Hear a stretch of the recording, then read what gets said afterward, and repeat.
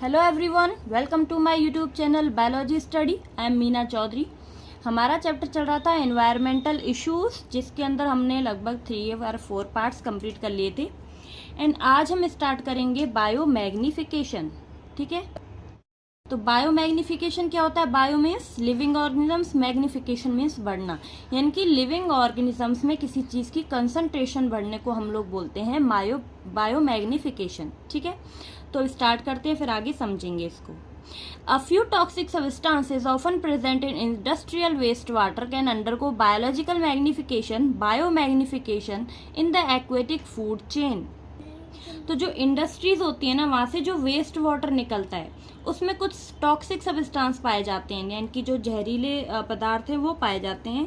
तो इनका जो है वो एक्वेटिक फूड चेन में क्या होता है? Biological magnification. Aquatic food chain जो कि रिवर में और जो ओशियंस हैं उनमें जो फूड चेन चलती है ना, जो ट्रॉफिक लेवल्स चलते हैं, उनमें क्या होता है, ये जो टॉक्सिक सब्सटेंस होते हैं इनका मैग्निफिकेशन होता है, यानी कि ये बढ़ते हैं टॉक्सिक सब्सटेंस, उसको हम लोग बोलते हैं biomagnification. Biomagnification refers to increase in concentration of the toxicant at successive trophic levels। ठीक है, तो बायोमैग्निफिकेशन क्या मतलब है कि जो कंसंट्रेशन है टॉक्सिक सब्सटेंस की वो बढ़ना, इंक्रीज होना जो सक्सेसिव ट्रॉफिक लेवल्स है, मतलब जो हायर ट्रॉपिक लेवल्स हैं उनके अंदर। जैसे सबसे पहले क्या होता है? लोअर ट्रॉपिक लेवल, जैसे कि क्या हो गए, कुछ प्लैंकटॉन्स हो गए, वो लोअर ट्रॉपिक लेवल्स हैं। फिर जो लार्ज फिशेस आ जाती हैं वो क्या है? हायर ट्रॉपिक लेवल या फिर सक्सेसिव ट्रॉपिक लेवल्स। तो जो ये बायोमैग्निफिकेशन है, इसमें क्या होता है, जो कंसंट्रेशन है टॉक्सिक सब्सटेंस की वो इंक्रीज होती रहती है। सक्सेसिव ट्रॉपिक लेवल्स हैं जब उनमें हम लोग उस ओर बढ़ते हैं तब। And this happens because a toxic substance accumulated by an organism cannot be metabolized or excreted and is thus passed on to the next higher trophic level। तो क्या होता है, जो ये टॉक्सिक सब्सटेंस है ना, वो ऑर्गेनिजम्स की बॉडी से बाहर नहीं निकल पाते हैं। ठीक है, ना ही ये किसी अदर फॉर्म में कन्वर्ट हो पाते हैं, ना तो ये किसी ऑर्गेनिजम्स की बॉडी से बाहर निकलते हैं, ना ही कोई अदर फॉर्म में कन्वर्ट होते हैं। तो फिर ये क्या होते हैं ना, जमा होते रहते हैं, एक्यूमुलेट होते रहते हैं ऑर्गेनिजम्स की बॉडी में। फिर जो नेक्स्ट ट्रॉपिक लेवल्स होता है ना, उसमें ये पास ऑन होते रहते हैं। ठीक है, यानी कि जो हमने देखा, जो टॉक्सिकेंट हैं, जो कि ये टॉक्सिक सब्सटेंस किसी इंडस्ट्री वेस्ट वाटर वगैरह से निकलते हैं, ये टॉक्सिक सब्सटेंस जब वाटर में जाते हैं तो फिर इनकी कंसंट्रेशन क्या है? बढ़ती रहती है, जैसे ही हम हायर ट्रॉफिक लेवल्स की ओर जाते हैं। उसके बाद ये जो टॉक्सिकेंट होते हैं ना, ये ऑर्गेनिजम्स की बॉडी से बाहर नहीं निकल पाते हैं और ना ही वो किसी अदर फॉर्म में कन्वर्ट हो पाते हैं। तो फिर वो क्या करते हैं? जमा होते रहते हैं, एक्यूमुलेट होते हैं ऑर्गेनिजम्स की बॉडी में। तो ये जब ट्रॉपिक लेवल्स चलते हैं ना, तो उनमें पास ऑन होते हैं, नेक्स्ट हायर ट्रॉपिक लेवल्स में पास होते रहते हैं ये। ठीक है, this phenomenon is well known for mercury and DDT. तो ये जो फिनोमिना है, जो हमें फिगर 16.5 में दिया हुआ है, इसमें दिया हुआ है डीडीटी का बायोमैग्निफिकेशन। ठीक है, वो हम आगे देखेंगे। In this manner the concentration of DDT is increased at successive trophic levels. तो इसमें क्या होता है, जो डीडीटी की कंसंट्रेशन है ना, वो सक्सेसिव ट्रॉपिक लेवल्स में, हायर ट्रॉपिक लेवल्स में बढ़ती रहती है। एंड से if it start at 0.003 ppb, ppb क्या होता है? पार्ट्स पर बिलियन। तो ठीक है, तो ये जब स्टार्ट होती है ना, तो ये डीडीटी की कंसंट्रेशन कितनी होती है? 0.003। ठीक है, and it can ultimately reach 25 ppm। और ये जो हायर ट्रॉपिक लेवल्स में आगे पास ऑन होके कितनी बढ़ जाती है? 25 पार्ट्स पर million in fish eating birds. ठीक है, जो फिश ईटिंग बर्ड्स हैं जो हायर ट्रॉपिक लेवल में पाई जा रही हैं, उसमें क्या होती है, जो डीडीटी की कंसंट्रेशन है वो हो जाती है 25 पार्ट्स पर मिलियन। एंड थ्रू बायोमैग्निफिकेशन, जो ये बायोमैग्निफिकेशन है इसकी प्रोसेस के through, and high concentration of DDT disturb calcium metabolism in birds, which causes thinning of eggshell and their premature breaking, eventually causing decline in bird population। तो यहाँ पे आप figure दिया हुआ है, फिगर 16.5, जिसमें क्या दिया हुआ है? Biomagnification of DDT in an aquatic food chain. अगर डीडीटी का अमाउंट किसी एक्वेटिक फूड चेन के अंदर आ जाता है तो वो कैसे बढ़ता है, उसकी कंसंट्रेशन कैसे बढ़ती है वो देखते हैं। सबसे पहले वाटर में जो डीडीटी का अमाउंट था वो कितना था? 0.003 पार्ट्स पर बिलियन। उसके बाद जब इसको जू प्लैंकटन में देखा गया, जो कंसंट्रेशन थी डीडीटी की वो कितनी हो गई, 0.04 पार्ट पर मिलियन। ठीक है, यानी कि डीडीटी की कंसंट्रेशन यहाँ बढ़ गई। उसके बाद जब स्मॉल फिशेस ने जू प्लैंकटन्स को खाया, इनको ईट किया, तो फिर क्या हुआ, जो स्मॉल फिशेस थी उनके अंदर जो डीडीटी की कंसंट्रेशन थी वो कितनी हो गई, 0.5 पार्ट पर मिलियन। देन क्या हुआ, जब स्मॉल फिशेस को हायर ट्रॉपिक लेवल्स में क्या हुआ, जब स्मॉल फिशेस को जो लार्ज फिशेस हैं उन्होंने खाया, ठीक है, उसके बाद जो डीडीटी की कंसंट्रेशन देखी गई लार्ज फिशेस के अंदर वो कितनी थी, 2 ppm। ठीक है, यानी जो कंसंट्रेशन थी वो क्या होती जा रही है, बढ़ती जा रही है सक्सेसिव ट्रॉपिक लेवल्स की ओर, हायर ट्रॉपिक लेवल्स की ओर। अब उसके बाद देखा गया जो लार्ज फिशेस थी उनको कौन ईट कर रहे हैं, ये फिश ईटिंग बर्ड्स। और फिश ईटिंग बर्ड्स में जो डीडीटी की कंसंट्रेशन थी, अमाउंट था, वो कितना हो गया, 25 पार्ट पर मिलियन। तो फिर क्या हुआ, जब ये फिश ईटिंग बर्ड्स में डीडीटी का अमाउंट ज़्यादा हो गया, हाई कंसंट्रेशन हो गई, तो इसने क्या किया, जो कैल्शियम मेटाबॉलिज्म है बर्ड्स में वो डिस्टर्ब कर दिया। ठीक है, तो क्या होगा, जो मेटाबॉलिज्म होगा कैल्शियम का वो डिस्टर्ब हो जाएगा। ठीक है, जिसकी वजह से जो कैल्शियम है ना वो ठीक से नहीं बन पाएगा इनकी बॉडी में। तो कैल्शियम ठीक से नहीं बन पाएगा तो क्या हो जाएगा, जो शेल होगी वो ट्विनिंग हो जाएगी, यानी कि थिन हो जाएगी। ठीक है, जो एग सेल होती है ना वो कैसी हो जाएगी, थिन, जिसकी वजह से क्या होगा, प्री मैच्योर ब्रेकिंग, यानी कि प्री मैच्योर हैचिंग। जो एग होंगे ना वो अपने टाइम से पहले ही टूट जाएंगे, ब्रेक हो जाएंगे, जिसकी वजह से जो बेबी है, जो भी उनका बच्चा है वो मर जाएगा। तो इससे क्या होगा, उनकी जो पॉपुलेशन है फिश ईटिंग बर्ड्स की वो डिक्लाइन होती जाएगी, यानी कि कम हो जाएगी, क्योंकि जो एग सेल है वो प्रीमेच्योर मतलब हैचिंग हो जाएगी उसके अंदर, तो वह पहले ही अंडा क्या हो जाएगा, फूट के जो बच्चा है वो मर जाएगा। ठीक है, तो ऐसे जो डीडीटी का अमाउंट था वो क्या होता है, बढ़ता जाता है, क्योंकि ये क्या होता है, मेटाबोलाइज्ड नहीं हो पाता है। ये कैसा होता है, नॉन बायोडिग्रेडेबल, यानी कि ये ख़त्म नहीं होता है। इसकी कंसंट्रेशन क्या होती है, जो ऑर्गेनिजम्स की बॉडी है ना उसमें जमा होती रहती है, एक्यूमुलेट होती रहती है, जिसकी वजह से वो आगे वाले हायर ट्रॉपिक लेवल्स में पास ऑन होती रहती है, जिसकी वजह से ये जो फिश ईटिंग बर्ड्स हैं इनको बहुत नुकसान हुआ है इस डीडीटी की वजह से। ठीक है, तो अब क्या है, जो ये डीडीटी है ना इसको बैन किया हुआ है सरकार ने। और जो ये डीडीटी है ना इसकी फुल फॉर्म क्या है, डाइक्लोरो डाइफिनाइल ट्राइक्लोरो ईथेन। ठीक है, तो ये हमने पढ़ लिया बायोमैग्निफिकेशन। अब हम देखेंगे eutrophication. Eutrophication is the natural ageing of a lake bye nutrient enrichment of its water. तो यूट्रिफिकेशन क्या होता है, जो एक प्रोसेस होती है, जो लेक की नेचुरल एज है ना इसमें वो बढ़नी शुरू हो जाती है। यानी कि नेचुरल एजिंग का क्या मतलब है कि जो लेक है ना वो एंड में क्या हो जाएगा, एक लैंड में कन्वर्ट हो जाएगी। ठीक है, यानी कि एक्वेटिक से क्या हो जाएगा, लैंड बन जाएगा, तो उसको हम बोलते हैं नेचुरल एजिंग। तो इसमें क्या हो रहा है, एक प्रोसेस है यूट्रिफिकेशन, जिसमें जो लेक है, जो झील है, उसकी क्या हो रही है, एज बढ़नी शुरू हो रही है। ठीक है, तो एज बढ़ती है और लास्ट में क्या हो जाएगा, उसमें एक लैंड में कन्वर्ट हो जाएगी वो। In a young lake the water is cold and clear supporting little life. जो स्टार्टिंग में क्या होता है, जब लेक यंग होती है तो उस समय जो वाटर होता है ना वो कोल्ड होता है, ठंडा होता है, और कैसा होता है, क्लियर, बिल्कुल साफ होता है, और जो लाइफ होती है ना उसको कम सपोर्ट करता है वो। तो आपने देखा होगा जैसे कि जो थोड़ा वार्म वाटर होता है ना, हल्का वार्म वाटर, उसमें जो लाइफ है ना वो ज़्यादा ग्रो करती हैं। ठीक है, ठंडे पानी में जो लाइफ है ना वो थोड़ा कम सपोर्ट होती है, मतलब लाइफ कम बनती है उसके अंदर। तो इसीलिए जो यंग लेक थी उसमें क्या हो रहा है, पानी थोड़ा ठंडा था तो वो क्लियर था, लेकिन जो लाइफ है उसको कम सपोर्ट कर रहा है वो। With time, streams draining into the lake introduce nutrients such as nitrogen and phosphorus, which encourage the growth of aquatic organisms. फिर टाइम के साथ क्या होता है, जब स्ट्रीम्स यानी कि जो वेस्ट वाटर है उसको जब ड्रेन किया जाता है लेक्स के अंदर, तो उसमें क्या पाए जाते हैं, कुछ न्यूट्रिएंट्स पाए जाते हैं, जैसे कि नाइट्रोजन एंड फॉस्फोरस। ये जो नाइट्रोजन एंड फॉस्फोरस हैं ये क्या करते हैं, इनकरेज करते हैं एक्वाटिक ऑर्गेनिजम्स की ग्रोथ को। यानी कि जो एक्वाटिक ऑर्गेनिजम्स होते हैं ना, उनमें क्या होती है फिर ग्रोथ होनी शुरू हो जाती है जब ये न्यूट्रिएंट्स नाइट्रोजन फॉस्फोरस इंट्रोड्यूस करेंगे उस लेक में, ठीक है। As the lake's fertility increases, plant and animal life burgeons and organic remains begin to the deposited on the lake bottom.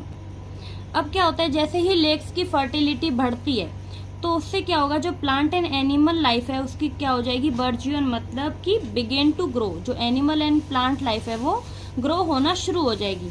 And जो ऑर्गेनिक रिमेन्स है ना वो क्या होने लगता है, डिपॉजिट होने लगता है, जमा होने लगता है लेक्स के बॉटम में। जैसे ये क्या है, एक लेक है, ठीक है।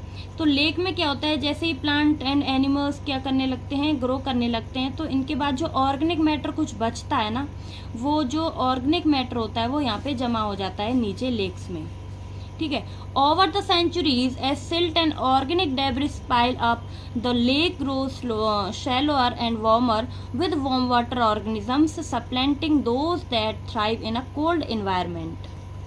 तो अब क्या होता है, जैसे ही कुछ सेंचुरी बीतेंगी, सदियां बीतेंगी, जैसे 100 साल खत्म हुए, 2 साल खत्म हुए, उसके बाद क्या होता है, जो सिल्ट होता है मीन्स की जो फाइन सैंड होती है, जो क्ले होती है, कुछ जो ऑर्गेनिक वेस्ट होता है, ठीक है, वो क्या करता है नीचे जमा होता है धीरे धीरे, जिसकी वजह से क्या होता है, जो लेक होती है ना वो वार्म होने लगती है।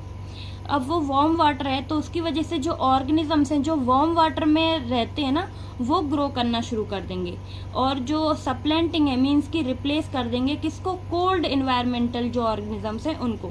यानी कि अब क्या होगा, जैसे ही जो वार्म वाटर है वो होने लगेगा लेक का, तो जो ऑर्गेनिजम्स वार्म वाटर में रह रहे थे ना वो क्या हो जाएंगे, यहाँ पे ग्रो करना शुरू कर देंगे, और जो कोल्ड एनवायरनमेंट में रहने वाले जो ऑर्गेनिजम्स थे वो क्या हो जाएंगे, रिप्लेस हो जाएंगे वार्म वाटर ऑर्गेनिज्म से, ठीक है। Marsh plants take root in the shallows and begins to fill in the original lake basin. तो अब क्या होगा, जो शैलो वाटर है यानी कि लेक में क्या हो रहा है, जो डेब्रिस वगैरह नीचे जमा हो गया, उससे क्या होगा, लेक की जो वाटर का अमाउंट था वो कम हो गया, क्योंकि यहाँ से तो पूरा उसने कवर कर लिया जो जमा हुआ था ना डेब्रिस वगैरह ऑर्गेनिक मैटर। तो यहाँ पे इतना सा फिर क्या बचा है, लेक का पानी बचा, ठीक है। तो अब उसमें क्या होगा, जो मार्स प्लांट्स हैं यानी कि जो हर्बेशियस प्लांट्स होते हैं ना, जो कि जिसमें क्या होता है कोई वुडी स्टेम नहीं पाई जाती, वो प्लांट्स यहाँ पे ग्रो करने लगेंगे, ठीक है। तो जिसकी वजह से जो ओरिजिनल लेक थी वो कैसी बन जाएगी, अब यहाँ पे लैंड में कन्वर्ट हो जाएगी, थोड़ा सा ये शैलो वाटर यहाँ पे ऊपर बचेगा, ठीक है। Eventually the lake gives a way to large masses of floating plant finally converting into land. उसके बाद क्या होगा, जैसे ही जो लार्ज मैसेज प्लांट्स हैं, फ्लोटिंग प्लांट्स हैं, वो ग्रो करेंगे, तो उसकी वजह से जो लेक थी वो फाइनली किस में कन्वर्ट हो जाएगी, लैंड में, ठीक है। अब यहाँ पे पूरा किस में कन्वर्ट हो गई, ये लेक लैंड बन गई। Depending on climate, size of the lake and other factors, the natural aging of lake may span thousands of years। तो अब जो ये लेक है ये जब नेचुरल एजिंग होने में कितना टाइम लगा, ये किसके ऊपर डिपेंड करता है, किस वहाँ के क्लाइमेट के ऊपर, जो लेक का साइज है उसके ऊपर, और जो कुछ अदर फैक्टर्स हैं उनके ऊपर, ठीक है। जो नेचुरल एजिंग है लेक की वो डिपेंड करती है, ठीक है। इनको होने में थाउजेंड्स ऑफ ईयर्स भी लग जाते हैं, कम भी लगते हैं, वो किसके ऊपर डिपेंड करता है, वहाँ के क्लाइमेट के ऊपर, लेक के साइज के ऊपर, कुछ अदर फैक्टर्स के ऊपर, जैसे कि जो लाइफ सपोर्टिंग सिस्टम है वहाँ का, उनके ऊपर, ठीक है। However, pollutants from man's activities like effluents from the industries and homes can radically accelerate the aging process। तो इसमें क्या हो रहा है, जैसे कि pollutants जो मैन एक्टिविटीज़ के द्वारा निकल रहे हैं, ठीक है, जो इंडस्ट्रीज से या फिर होम से जो pollutants निकल रहे हैं वाटर वेस्ट के फॉर्म में, वो क्या कर रहे हैं, ये जो एजिंग प्रोसेस है उसको होने में बढ़ावा दे रहे हैं, यानी कि उसको इंक्रीज करने, एजिंग प्रोसेस को जल्दी जल्दी फास्ट कर रहे हैं, ठीक है। तो हम जैसे बोल सकते हैं कि जो ये एजिंग की प्रोसेस है ना ये बहुत फास्ट हो जाती है, किसकी हेल्प से, ये जो मेंस की एक्टिविटीज़ हैं उनकी मदद से, ठीक है। And this phenomena has been called cultural और एक्सेलरेटेड यूट्रोफिकेशन, और इस फिनोमिना को बोलते हैं कल्चरल या फिर एक्सेलरेटेड यूट्रोफिकेशन। तो हम बोल सकते हैं जो यूट्रोफिकेशन होता है ना वो दो टाइप्स का हो गया, कल्चरल एंड नेचुरल, ठीक है। तो तो जो नेचुरल एजिंग होती है उसमें तो क्या होता है, जो एक लेक है उसको ख़त्म होने में, उसकी एजिंग होने में बहुत सारे साल लग जाते हैं, बहुत टाइम लग जाता है। लेकिन जो कल्चरल मेथड है, जो कल्चरल यूट्रोफिकेशन है, उसके अंदर क्या होता है, हम क्या करेंगे, जो मैंस हैं, जो ह्यूमन बींग्स हैं, वो क्या करेंगे अपनी एक्टिविटीज़ के थ्रू जो वेस्टेज होता है, जो डायरेक्ट वेस्ट है ना, उसको डायरेक्ट लेक में डाल देंगे, जिसकी वजह से क्या होगा, वो एकदम से जो नेचुरल एजिंग है ना वो फास्ट हो जाएगी लेक की, ठीक है। And during the past centuries lakes in many parts of the earth have been severely eutrophied by sewage and agricultural and industrial wastage. तो पूरा कुछ जो साल हैं, पास्ट जो सेंचुरीज हैं, उनमें क्या हुआ था, जो लेक्स के बहुत जगह पे जो लेक्स हैं ना अर्थ पे, डिफरेंट जो एरियाज हैं वहाँ पे लेक पाई जाती हैं। तो उन लेक्स में क्या हुआ है, ये जो सीवेज होता है इसको डायरेक्टली डाला गया था। जो सीवेज कहाँ से आ रहा है, एग्रीकल्चर या फिर इंडस्ट्रियल वेस्ट से, ठीक है। तो ये किसकी वजह से हो रहा है, कल्चरल यूट्रोफिकेशन में, ठीक है, क्योंकि हम क्या करते हैं डायरेक्टली जो वेस्ट है ना उनको लेक्स में डाल देते हैं, जिसकी वजह से जो नेचुरल एजिंग है लेक्स की वो फास्ट हो जाती है, ठीक है। ये प्रोसेस क्या हो जाती है, यूट्रोफिकेशन प्रोसेस फास्ट हो जाती है, ठीक है। And the prime contaminants are nitrates and phosphate which act as plant nutrient। और इनमें जो प्राइम कंटामिनेंट्स हैं, जो कि सबसे ज़्यादा कंटेमिनेट करते हैं वाटर को, वो क्या है, नाइट्रेट्स एंड फॉस्फेट, जिसकी वजह से क्या हो रहा है, जो प्लांट्स न्यूट्रिएंट्स है ना वो ले रहे हैं, ठीक है। क्योंकि यही क्या करते हैं, ये हर जो प्लांट्स वगैरह हैं उनको ग्रो करने के लिए क्या चाहिए होते हैं, नाइट्रेट्स एंड फॉस्फेट। इन्हीं की वजह से जो लाइफ है वो वहाँ पे क्या करती है, ग्रो करने लगती है। And they over stimulate the growth of algae causing unsightly scum and unpleasant odours and robbing the water of dissolved oxygen vital to other aquatic life. अब जैसे ये जो न्यूट्रिएंट्स हैं, फॉस्फेट, नाइट्रेट्स, ये जब लेक में बढ़ेंगे तो इससे क्या हो जाएगा, जो एल्गी की ग्रोथ है वो बढ़ने लगेगी, ठीक है। बहुत ज़्यादा एल्गी ग्रोथ हो जाएगी, जिसकी वजह से क्या होगा, वहाँ पे क्या हो जाएगी, ये जो एल्गी है वो क्या हो जाएगी, अनसेंटली स्कम का मतलब है कि वहाँ पे तैरने लगेगी, ठीक है। और तैरने लगेगी तो जिसकी वजह से वहाँ पे क्या हो जाएगी, अनप्लीजेंट स्मेल आएगी, बदबू आएगी, ठीक है। और फिर जो वाटर है उसमें जो डिजॉल्व ऑक्सीजन है वो कम हो जाएगी, ठीक है। और जो एक्वेटिक लाइफ है उसको फिर खतरा हो जाएगा, वो मरने लगेगी क्योंकि उसको ऑक्सीजन नहीं मिल पाएगी।